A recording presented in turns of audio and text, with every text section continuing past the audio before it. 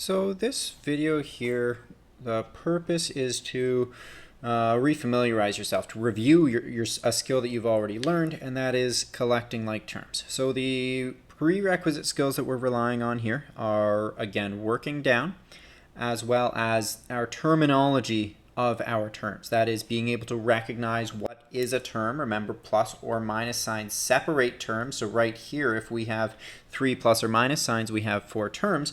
But also being aware of the coefficient, that is your number in front of the variable, which is the letter that is at play. On this screen here, all of our letters are X's, but they could be X's, they could be Y's, they could be A's, B's, or what have you. So we're taking a look. Let's try and collect the like terms right here. I have 4 terms, as we've already discussed.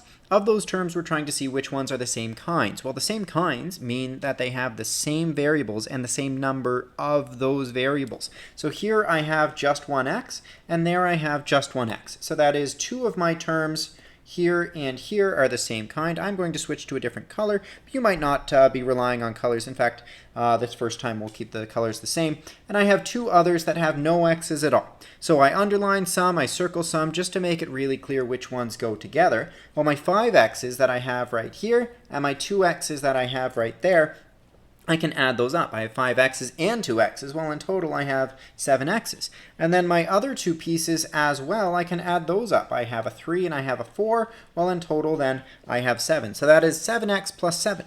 We notice that these 2 terms that are remaining are different kinds. One of them has X's, the other one does not. Because they're different kinds, we cannot add them together. We're just working here with 7X plus 7. Try out this same strategy. I want you working on this one right here. In 3 seconds, I'll start going over it here. You might want to pause the video, and then you can compare your work with ours, how we do it together here.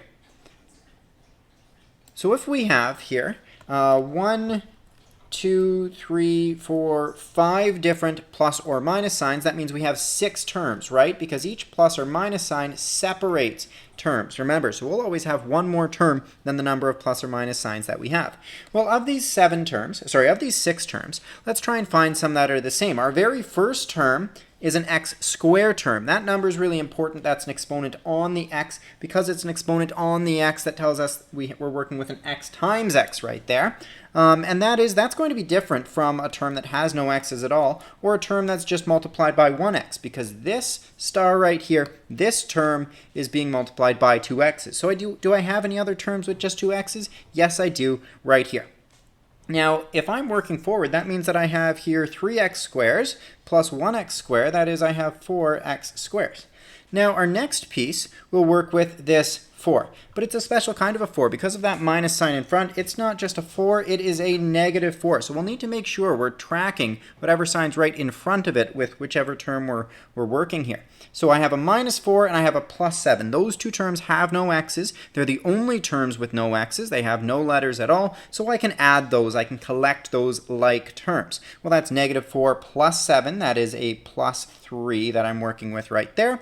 And then my last kind of a term, and hopefully my dog Sadie doesn't bark, but you can hear her in the background. That's all right.